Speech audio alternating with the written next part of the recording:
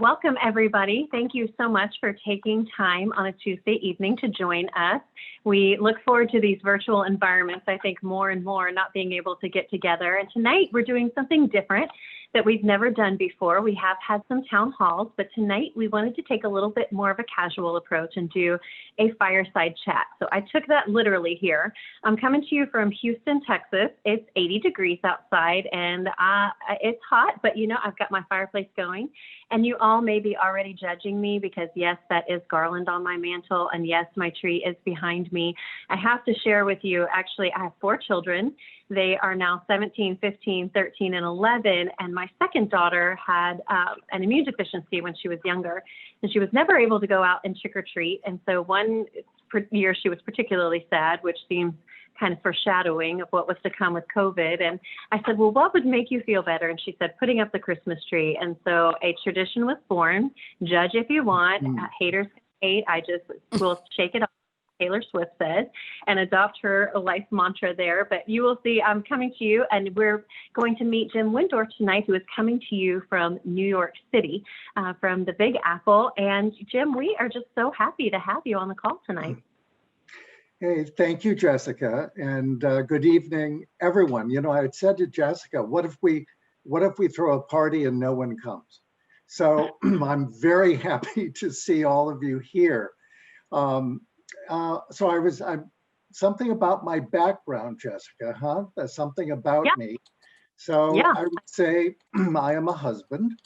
I'm the father of 2 adult daughters, 32 and 31, one on the East Coast, one on the West Coast.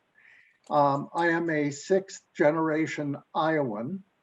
I am a resident of New York City, as Jessica said, have been for the last 14 years, and have worked in New York for more than 20 years. And as far as education, after leaving Iowa, my degrees, all of them are in English language and literature from Yale, Cambridge, and Cornell universities. So in a nutshell, that's a bit about me, and minus the work I've been doing over the past 30-some years. Well, we have some very proud Iowan NAPNAP members. Mary Dirks comes to mind first off the.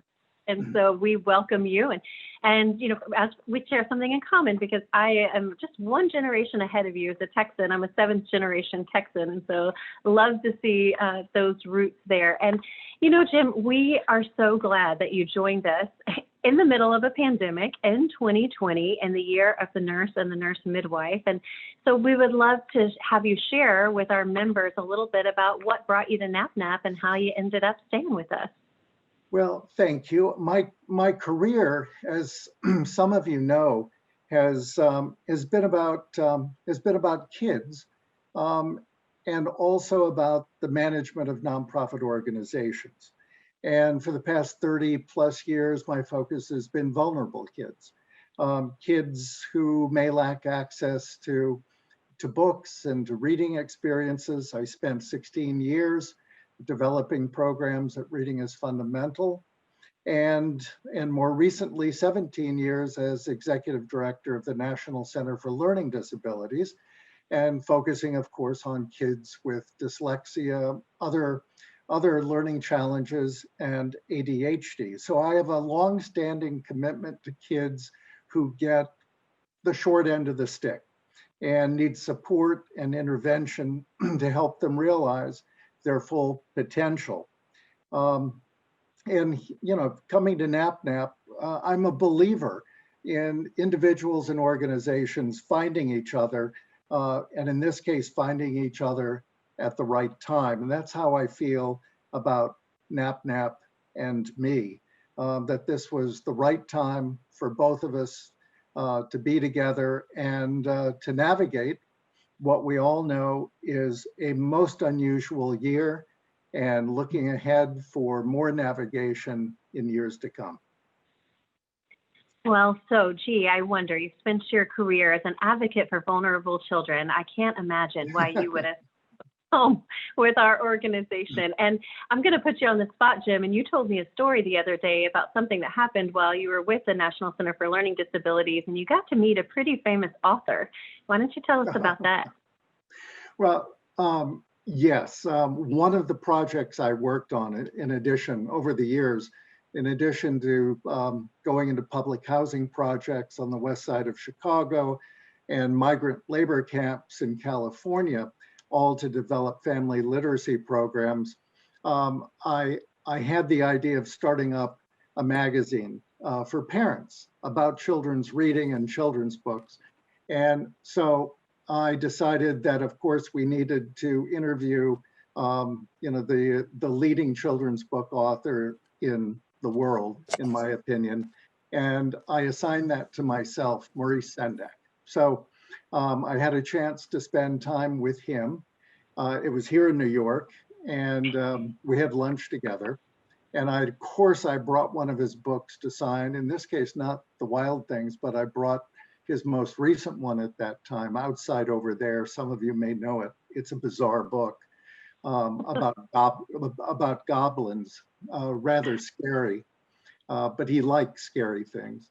So I have an inscription, and he signed it, to me personally, but he put a figure of a little ghost, and the ghost is saying to me, "Boo." So I treasure that and my time with him. So thanks for asking, Jessica. The other thing, in my time at the National Center, as some of you know, I actually did make contact with NAPNAP as well as AAP.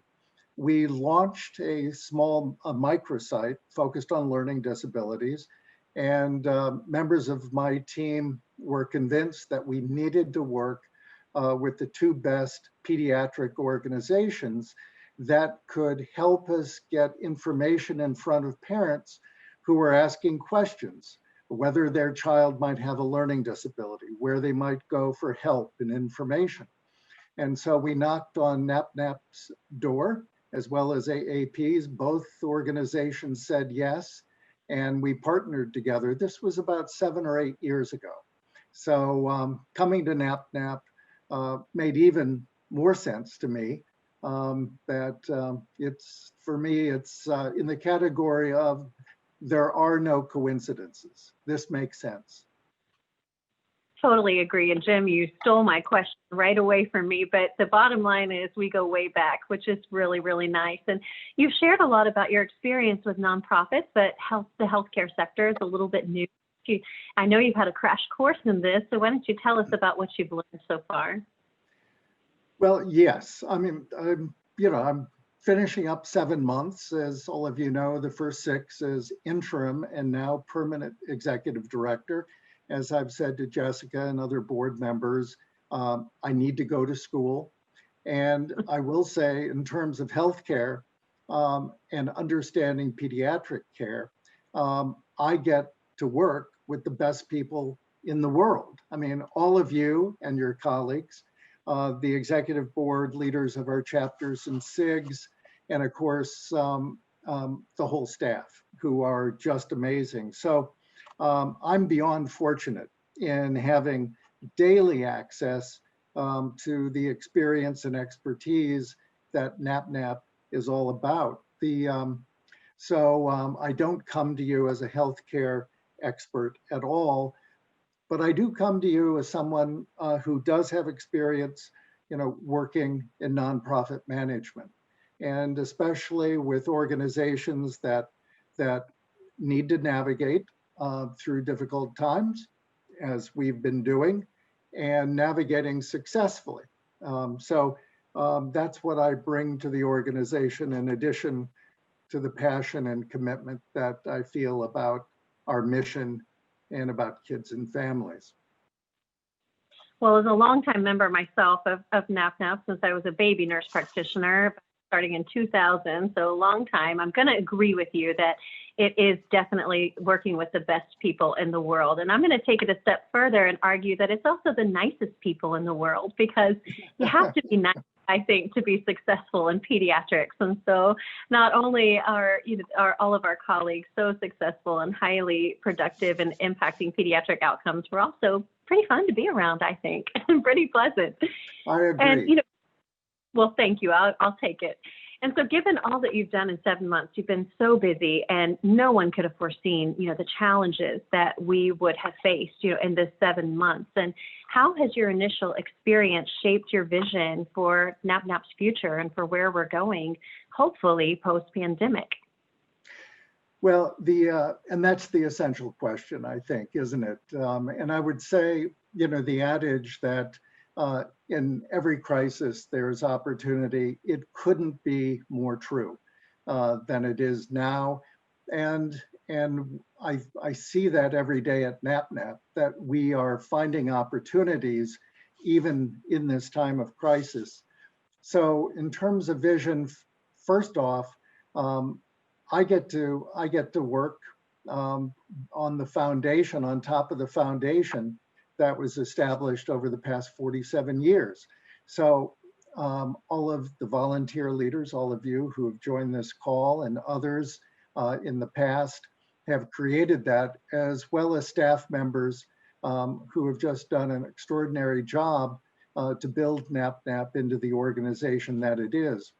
My primary goal is it's about impact. It's about increasing our impact in our field, and really in three ways in terms of a vision. One, building on our success in delivering educational services and expanding educational services so that we can reach new audiences, more pediatric nurse practitioners, of course, but looking at others as well. Second, increasing the engagement of members in our essential work. Without real, deep, ongoing engagement of members, we cannot really accomplish what our mission says we're in business to do, and also deliver the impact that we're trying to do it. And third, I'm very interested in driving our health policy and advocacy efforts toward results that demonstrate the unique role of pediatric nurse practitioners. So those three areas are areas that I expect to focus on. And I would say we can't do this alone as a standalone organization. So I see expanded partnerships both with other nonprofits as well as philanthropic partnerships, especially via our affiliated organizations, Partners for Vulnerable Youth, as well as the foundation. Those are critical. And our ability to leverage technology, again, has never been more important. And we've succeeded in doing that really brilliantly, as all of you know, in pivoting from the in-person conference in Long Beach that had to be canceled. That was prior to my joining the organization. But I had the chance to work with the team who led the way and successfully pivoted us to virtual delivery. And I see much more of that in our future, so that we can enhance member services and deliver the kind of educational services that would support us as the thought leader we are in our field. I love that, thinking that we are leaders and we are thought leaders. And just even looking back over this last year, seeing that we were in a position to cancel our conference, our major event that we had just 1 week before it was supposed to happen, and then being able to pivot so quickly to our most attended ever virtual conference, and now serving as a leader in the field of virtual conferences. And I know other organizations have come to us as a model for how did you do that, and how did you do that so well. And that really is testament to your leadership and to your wonderful team, and have to give a shout out to Laura Nelson and her team as well, just because Absolutely. Such a great job on. I agree. And, so tell me, what impresses you most about NAPNAP going forward? What do you think are our greatest strengths and our greatest potential that you'll be looking to leverage? You mean in addition to the niceness, right? Okay. Yes. Well, it's, first and foremost, it's all about people. It's about those of you here who are on the executive board, have served on the executive board in the past and as officers, other volunteer leaders, chapters and SIGs, and the staff. This small but mighty staff that is doing extraordinary things. I think it's about quality. And the quality of our education is so high that that cannot be more important. If we're going to build new kinds of educational services, it is so helpful and so important to build on strength, and we have that. And last, it's something that is intangible, but perhaps in some ways the most important factor, and that's our sterling reputation. That is something that NAPNAP has earned because of the work of everyone who has been a member and has been a leader in the organization. And we want to enhance and burnish that reputation and actually leverage it to go to new heights. So those three things come to mind, Jessica. I think those are great things to mention, and all of those things are reflected in our new branding exercise that we did, where innovation and evolution were key themes that we identified. And we have our new hero message, experts in pediatrics and advocates for children. And I know I've always felt that way, you know, going to conference or just the mentors that I've had, and you look and you see the person sitting next to you and you think, this person authored my textbook, you know, and it's really amazing to see the high level of outcomes that they're producing, but yet the humility and graciousness that they have to pay it forward and to lift others up. And so I love that about us. And, you know, we could go on and on about our strengths, and we could have a little love fest by our fireside chat here. Realistically, we're also facing significant challenges, and especially this week as we're looking and seeing, you know, just thinking about the coronavirus cases are going up again. Once again, we have inequities that are laid bare by social determinants of health that have been, we have racial unrest and, you know, injustice. We have a contentious presidential election. And so we definitely have challenges ahead. So which of those challenges rise to the top as you look out over the next year, and what will you be focusing your efforts on? Well, you know, as I've said to folks on the staff, change is what happens to people and to organizations. Change is inevitable. It can be good, it can be bad. But transition is essentially what a person or an organization does to respond to change. And so I would say the challenge for NAPNAP is continuing to transition in very successful ways, responding to the changes that we've had to deal with. We've had a change in executive leadership. We've had a change because of the pandemic in the way we deliver the most important educational event of the organization. We've had changes that affect us personally, in our families. Some on this call have experienced COVID personally themselves, their family members. I think we all have friends who have experienced it, and that will continue to be a huge challenge just in running an organization and making sure that we are supporting everyone who's part of NAPNAP. And so that is first and foremost in terms of challenge. I think the other challenge, and again, I think it's an opportunity, is to know more about what our members truly need, want, desire, look for from NAPNAP itself. We have a lot to learn. We know a lot about our members, but there's so much more we could learn. And if we had access to that knowledge, I think we could be even smarter than we currently are, and we're smart, about responding to those needs and really delivering an experience online or in another way that really responds to a person's needs. So I think member needs is going to be critical. so that we can hold on to the members that we have. And of course, we will be looking for ways to grow that membership. And third, I think, again, an opportunity in the crisis that we're dealing with. The third thing I'd point out is really back to the advocacy work of the organization and really looking for ways to mobilize NAPNAP members so that we can carry forward in new ways an agenda at the federal level. I see Dave's on this call, but also we've done some wonderful work at the state level, particularly in Texas with child trafficking legislation. So those three areas, and again, I'm an optimist. Yes, there are challenges, but I think this is also a case of finding opportunities for the organization.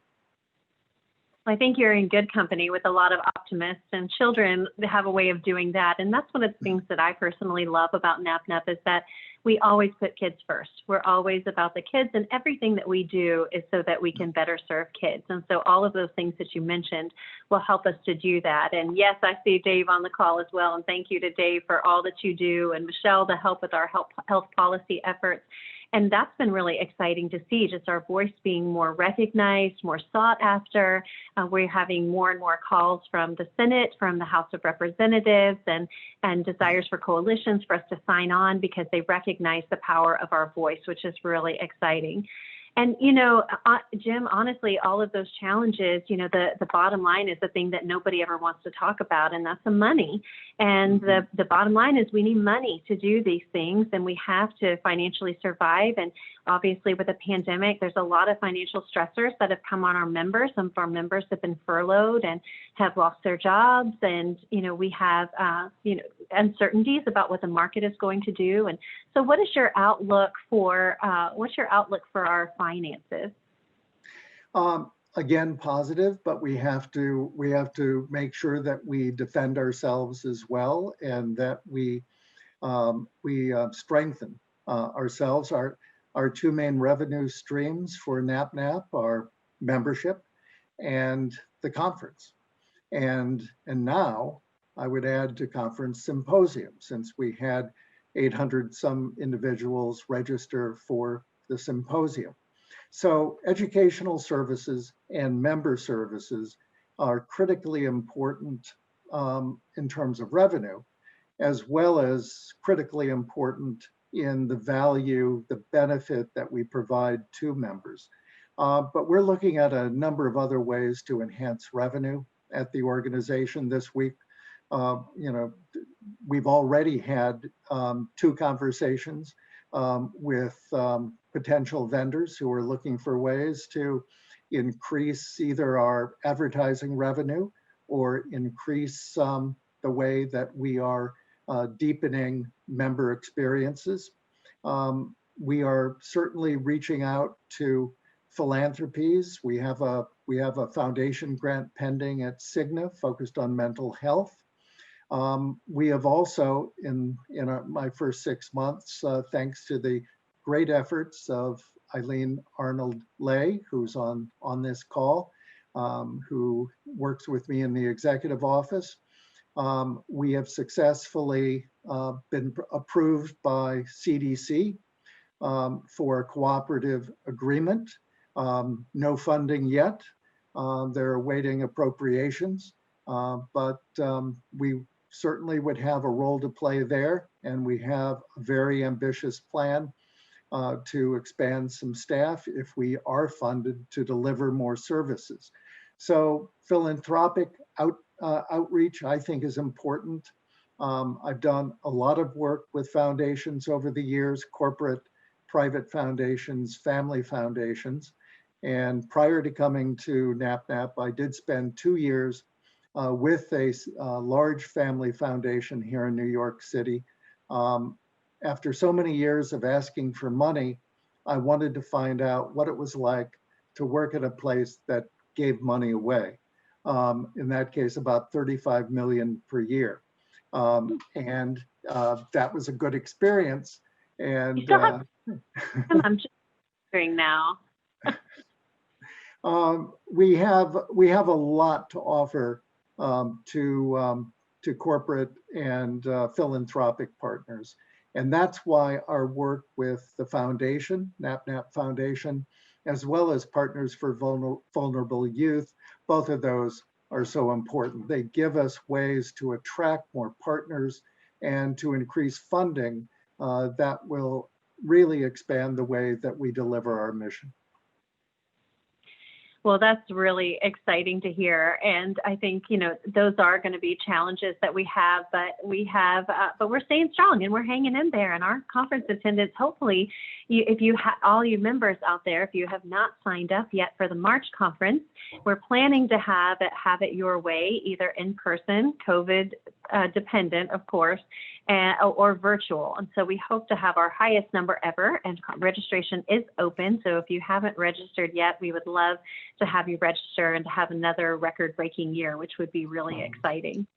And so another thing I think, Jim, is a question that we got from the members is, how do you see the chapters and the national office supporting each other and working together? And before you answer that, I think it's a good time to give a shout out to our staff, because really our staff is absolutely amazing.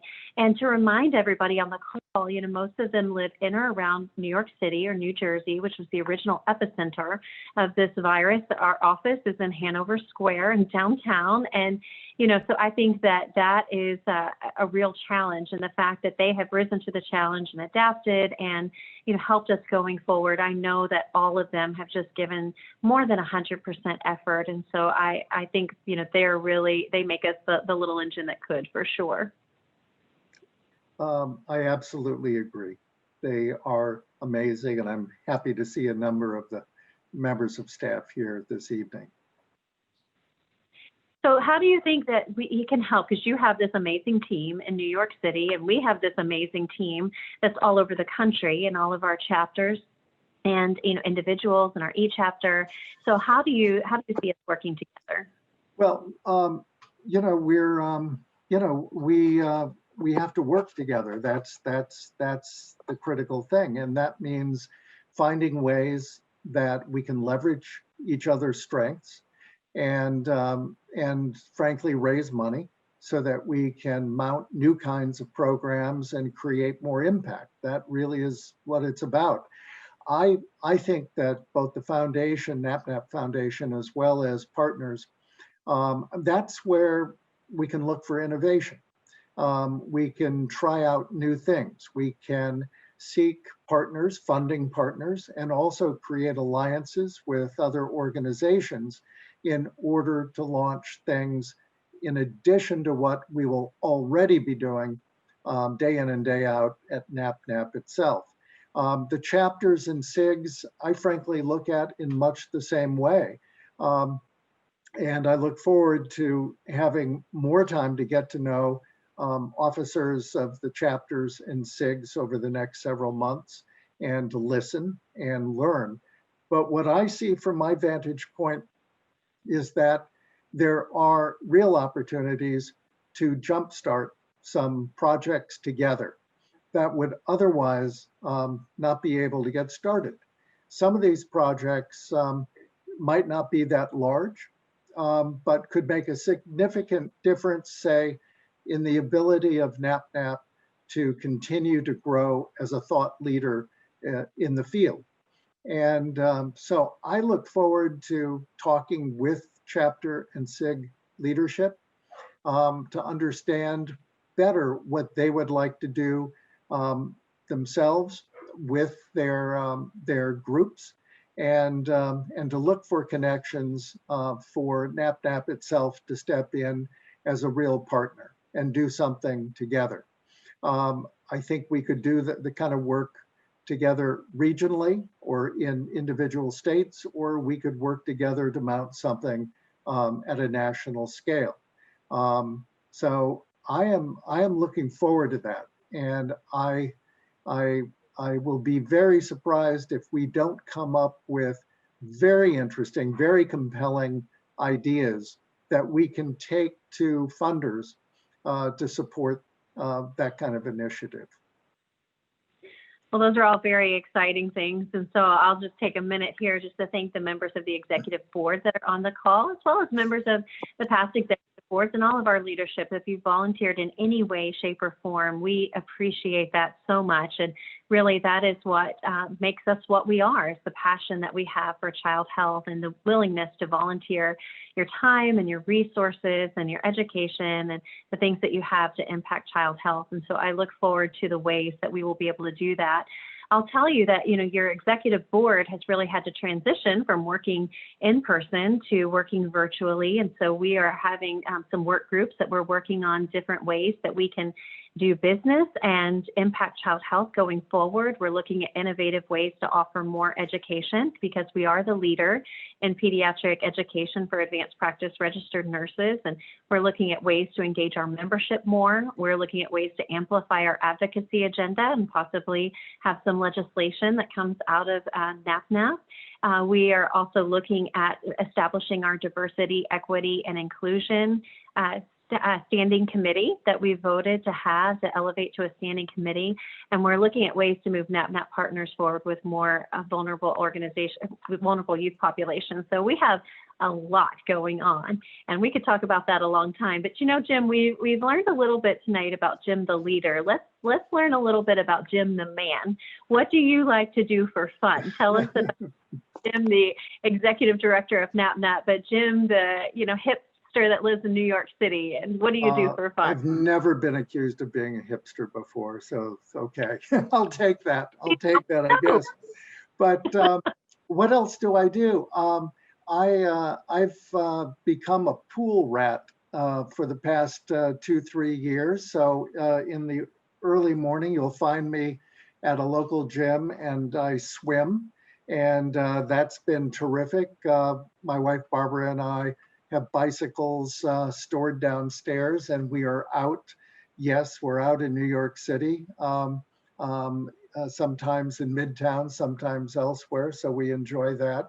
I do cook, and frankly, cooking is something that I find fun, and especially the last 7 months, if you don't cook, what are you going to do? So that's been important. And of course, connecting with family and friends. That's very important. My 2 daughters and friends from different times in my life. So a lot of focus on that. Well, thanks, Jim. It sounds like you'd be a real fun person to visit. And I about these cooking skills, and maybe we'll be able to feature some of your culinary expertise on our Instagram page or something like that. The door is open. Just give me a little notice, and to all of you, I'd love to see you here in New York City, and we'll toast each other face to face someday. So. Well, there you have it. We have it on video. That's a binding contract in the state of Texas. Well, Jim, I know I speak on behalf of the entire executive board. We are just thrilled and delighted that you've decided to make NAPNAP your professional home. We are very excited about what you've been able to do in this 7 short months, and we are very excited to see what you will do in the future. And at this time, I'm just going to ask Michelle if there's any questions in the chat, or if you'd like to drop a question in the chat, you can. Or if you want to ask a question, we'd be glad to take a couple of questions if you have that. And again, we just thank you so much for spending a little bit of your evening with us as we, continue this important work of showcasing ourselves as experts in pediatrics and advocates for children and working on behalf of vulnerable children. Any questions, Michelle? We don't have any questions yet on the chat. I think you've answered our pre-submitted questions earlier. So if anyone would like to open up their chat window and ask questions, please do so. As we wait, and I hope there will be a question or two, but if I could just take a second, I want to thank Jessica herself. I want to thank Raji, and now Andrea, with whom I'm starting to work. The 3 presidents. I would not be able to do the work that I have been doing or will do without the kind of leadership that has come from each of these individuals. So. Thank you. Thank you very much. It has been our pleasure. And Raji, do you want to say something? I see you on there. I know I can put you on the spot. No, no problem at all. It's a pleasure to see everybody this evening, past leaders, current members, and Jim, you've spoken so well about your vision casting for the association. So I think just from my perspective, I think it's been such an extraordinary year. I think we're now at a final place to breathe a little bit, enjoy being with our family and friends safely over the Thanksgiving holiday. And so it's just been really wonderful to watch the trajectory from last year to now to see how much we've been able to accomplish, and truly appreciate your leadership and support in that transition. So again, echo Jessica's comments about how thrilled we are to have you on board. And so I'm so glad we had the opportunity for members to get to meet you this way. Thank you. Thank you. Thank you, Raji. And a special thanks to Jen Sani as well, who initially headed up our search and really did a lot of the legwork to find Jim and bring him to us. So we're grateful to you, Jen, for all the work that you did in that as well. And Adele, I see your comments there. Thank you so much for attending tonight. We appreciate you, and we appreciate all the work you've done for the Pediatric Nursing Certification Board and for NAPNAP, and we're glad you were able to join us tonight. And now we'll hear from Pat. I'm sorry, Jessica. We'll hear from Pat Shabaro. My favorite radio host ever. Woo! Well, hello.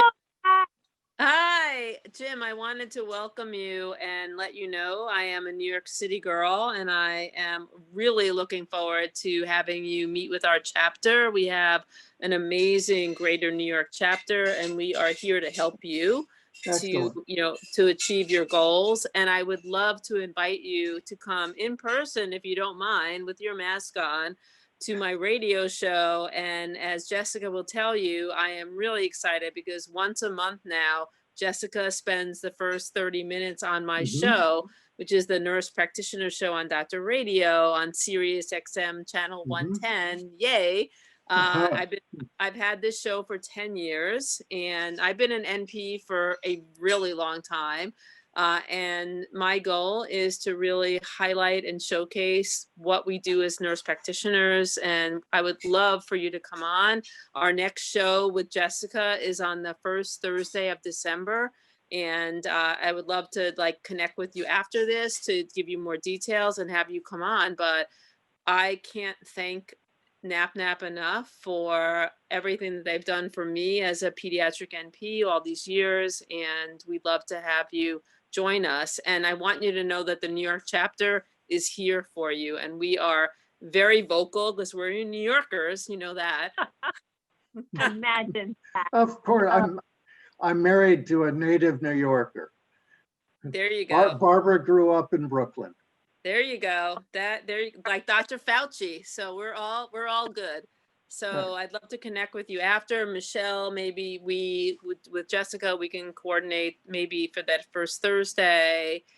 Would love to have you come on and keep promoting the work that we do as PNPs, because I'm so proud of what we do. And as we all know, the media is still not portraying nurses and nurse practitioners, to the full extent that, and so we keep on fighting for that. So thank you. Well, thank you. And I'll be there. Just tell me when and where. Will do. I'll be there with mask on. And what part of town are you in? So I've been a nurse practitioner for 32 years at NYU Langone Health. I work in pediatric craniofacial surgery. I've been an NP for a really, really long time. I went to the University of Colorado, the first NP program, and did pediatric oncology for 10 years. But for the last 32, I've been at NYU doing, working with these children having surgery. So, but I represent the voice of all NPs around the country. So really excited to have you. I'll be there. I'll just say that Jessica is a hard act to follow, but I will do my best. Jessica came on. I think a tornado passed through Houston and she still was on the show. So hard act to follow. Texan, I'm tough. We can take it.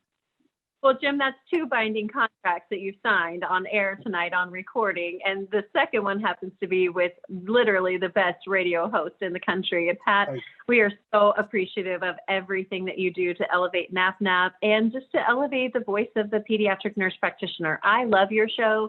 And if people aren't listening to it, you really need to listen to it. It's entertaining, it's informative, it is just absolutely fantastic. So thank you for just your generosity and elevating our work and extending your professional bridge to us. We really appreciate it. Yeah. It's my Thank you, pleasure, Pat. Thank my you. joy. All right. So we'll see you the first week of December. Anybody else want to get Jim to sign a binding contract about anything? I'm on a roll here. Okay. All right. Anything else in the chat, Michelle? No, I think that covers the chat. We've had a lot of great feedback, folks wanting to meet Jim. So thank you, Jim and Jessica, for making this evening possible.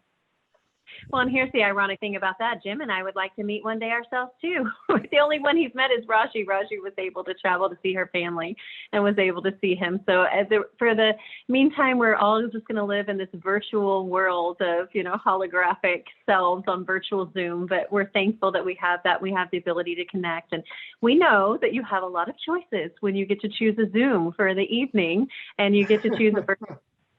So we are so grateful that you chose us as your professional home at the National Association of Pediatric Nurse Practitioners. The best is really yet to come. Thanks for joining us tonight, and we'll be seeing you soon. Yeah. Don't forget to join us on Facebook on Thursday evening at 7 p.m. Eastern, where Terry Wu will talk about antibiotic resistance awareness. So again, join us on Facebook for our next Team Peds Experts Live, Thursday at 7 Eastern. Thank you.